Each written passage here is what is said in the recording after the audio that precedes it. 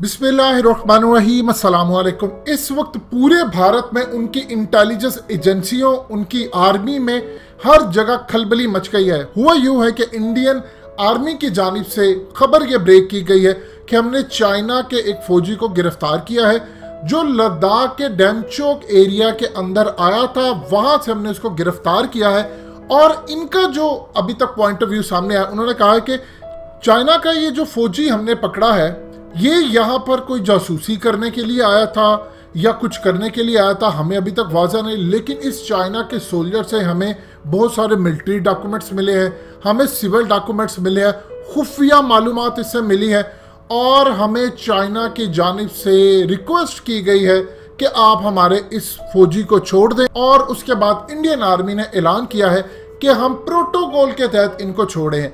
ये तो हो गया इंडिया का वर्जन। अब जरा समझ लीजिए असल कहानी। मजीद डिस्कस करने से पहले इस वीडियो को लाइक करें, हकीकत टीवी को सब्सक्राइब करें और बेल आइकन पर जरूर क्लिक करें। जैसे ही इंडियन आर्मी ने यह खबर ब्रेक की है उसके फौरी बाद इंडिया की तमाम बड़ी छोटी इंटेलिजेंस एजेंसियां पहुंच गई और उससे जाकर इन्वेस्टिगेशन करना शुरू कर दिया। इंडिया की इंटेलिजेंस एजेंसियों को सबसे ज्यादा खदशा जिस बात का अभी तक नजर आ रहा है कि इंडिया के इलाके के अंदर लद्दाख के डेमचोक में इतने ज्यादा अंदर उस एरिया जहां पर इतनी फौज टाइट है, सिक्योरिटी उसकी टाइट है, ये बंदा यहां पर घुसा क्यों? नंबर 2 ज़हन में रखिएगा, कभी कोई फौजी हो, कोई जासूस हो या कोई भी हो, वो जब भी जाएगा अपने साथ कोई भी मिलिट्री नक्शा नहीं लेकर जाएगा, ना ही कोई सिविलियन जाएगा तो सिविलियन नक्शा लेकर जाएगा। यानी ये बताने के लिए कि भाई मैं पकड़ गया हूं, ये मेरा मिशन है, ये मुझे पकड़ के तुम अपने पुलिस के हवाले कर दो और ये नक्शा और ये चीजें दिखा दो कि मैं यहाँ पर जासूसी करने के लिए आया था। ये तमाशा आपको सिर्फ इंडिया के अंदर मिलेगा। इंडिया में सबसे ज्यादा पैनिक ये पहला है कि अगर हमने एक बंदा पकड़ा है इसका ये मतलब है कि हमारे अंदर इनके कई जासूस घुस चुके हैं। देखिए इस सूरत हाल के अंदर अभी तक उन्होंने ऐसा नहीं कहा कि गलती के अंदर से कोई बॉर्डर क्रॉस करके आ गया। अगर ऐसी सूरत हाल होती है तो एक बंदा नहीं आता, बहुत सारे लोग आते हैं या मिशन के ऊपर।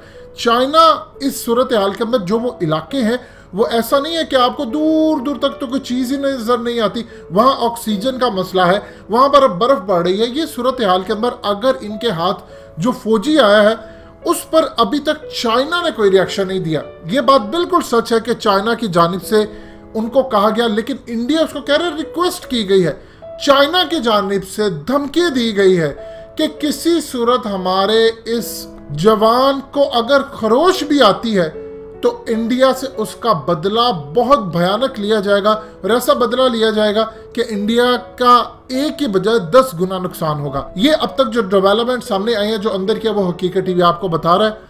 लेकिन एक चीज आप ध्यान में रखिएगा, इंडिया के लिए खतरनाक सूरत हाल ये पैदा हो गई है कि उनको ये समझ नहीं आ रही कि इनका एक बंदा पकड़ा है, हम इसको किस तरह लेकर आए। अब चाइना का जो वर्जन आपको सामने आएगा वो बड़ा हैरान कौन होगा, वो बिल्कुल चीज़ों का ऑपोजिट करेंगे। वो ये नहीं कहेंगे इंडिया के अंदर तो ये कहा जा रहा है कि जासूसी के लिए आया था, हमने उससे ये पकड़ लिया वो पकड़ लिया। अब इंडिया को ये नहीं पता कि कितने सारे लोग किस मिशन के ऊपर हमारे यहाँ पर अंदर में घुस चुके हैं। और सर्दियों का भी आप अंदाजा कीजिए, अभी वहाँ पर -10 डिग्री टेम्परेचर पहुँचना शुरू हो चुका है। ये जब -40 तक पहुँचेगा, 45 तक पहुँचेगा, उसके बाद चाइना ने जो अपने इंतजाम करके रखे हैं इंडिया उसको बर्दाश्त नहीं कर पाएगा। चाइना ने सिर्फ 24 घंटे पहले एक बयान जारी किया था कि अगर तुमने ताइवान कार्ड खेलना अब बंद नहीं किया तो तुम्हारे मुल्क के अंदर चल रही 7 सिस्टर रियासतों की जो आज़ादी की तहरीक है हम उनको सपोर्ट करेंगे। हकीकत टीवी तफसीली वीडियो बनाकर दे चुका है और यहाँ तक कहा था कि जो तुम्हारे मुल्क में तहरीकें चल रही हैं, जो अपना अलग मुल्क बनाना चाहते हैं, इंडिया से अलग होना चाहते हैं, तोड़ना चाहते हैं, उन्होंने हमसे राब्ता किया है और कहा है कि आप हमारी मदद करें। अब ये मदद किस तरह की थी? उसके अंदर असले की मदद चाइना ने कहा। चाइना ने ओपनली बात की कि एक तो तहरीकें चल रही हैं, दूसरा जो इलाके यानी कश्मीर, खालिस्तान, ये तमाम अब ये पूरी तरह चाइना की तरफ आ रहे हैं कि आप अगर हमें आज़ाद करवा देते हैं, हमें असलहा दे देते हैं, हमें पैसा दे देते हैं। पाकिस्तान के मुकाबले में चाइना बहुत ज़्यादा तगड़ा है इंडिया के आगे। अब इस सूरत हाल के अंदर चाइना के पास बहुत सारी अपॉर्चुनिटी है, पैसा है, उसके पास टेक्नोलॉजी है, वो तमाम चीजें। दूसरे फ्रंट पर पाकिस्तान उसको बैक करने के लिए पूरी तरह तैयार है। अब उस धमकी के 24 घंटे के अंदर अंदर इन्होंने एक फौजी पकड़ा और कहा कि ये यहाँ पर आया था, ये किस मकसद के लिए आया। और आने के 2 से 3 घंटे के बाद उनकी फौज ने ऐलान कर दिया। आप ये देखें कि जब चाइना ने भारतीय फौजियों को मारा था 250 के करीब और उनको पहाड़ियों से नीचे गिराया था, उनमें से कई फौजी जो इन्होंने पकड़े, इंडिया ने धमकी भी दी और आराम से भी कहा कि हमारे फौजिया वापस करें। चाइना नहीं माना, ये चले गए रशिया के पास, रशिया से जाकर मदद की अपील की।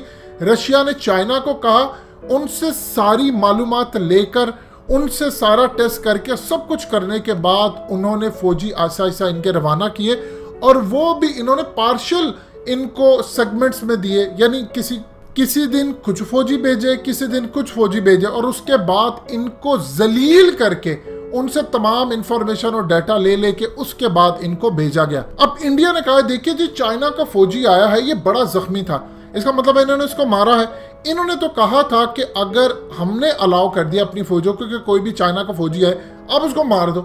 अब आप अंदाजा कीजिए, भूला भटका हुआ कोई भी फौजी अगर कोई रास्ता इधर उधर करके चला जाए तो क्या वो नक्शे लेकर जाएगा? वो इतना ही बेवकूफ़ है।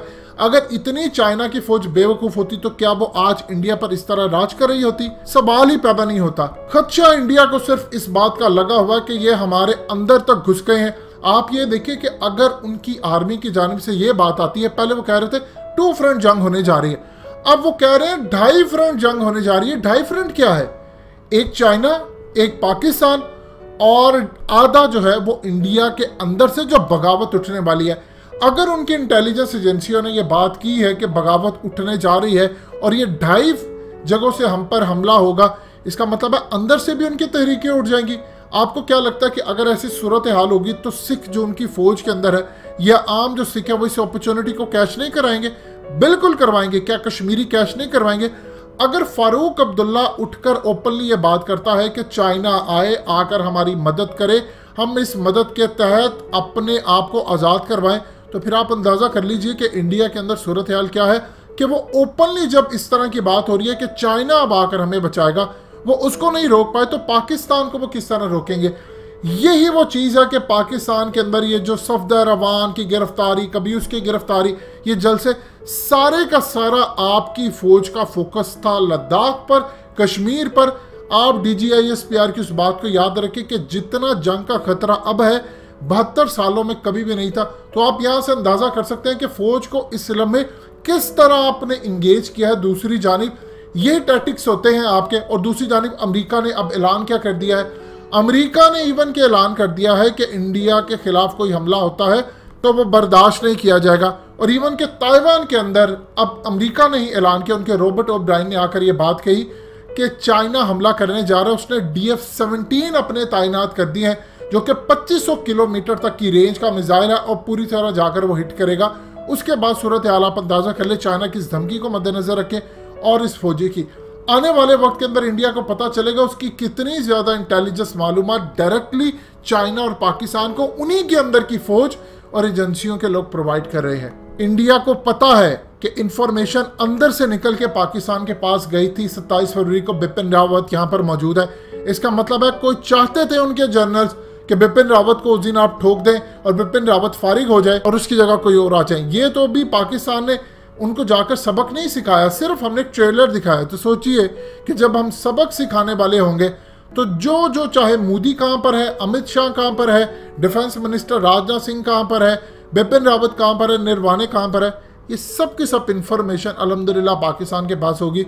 इंडिया को उस दिन पता चल जाएगा कि जिस दिन ये मैदान में आएंगे, और उस दिन पाकिस्तान फिर फारिग नहीं होगा, ना पाकिस्तान कभी इंडिया को छोड़ेगा कि ठीक है जी आपने हमें एक दफ़ा फिर चांस देना है, हमारे फौज के जर्नलों को नहीं छोड़ना। इस दफ़ा पाकिस्तान जाएगा तो सफाया करके आएगा।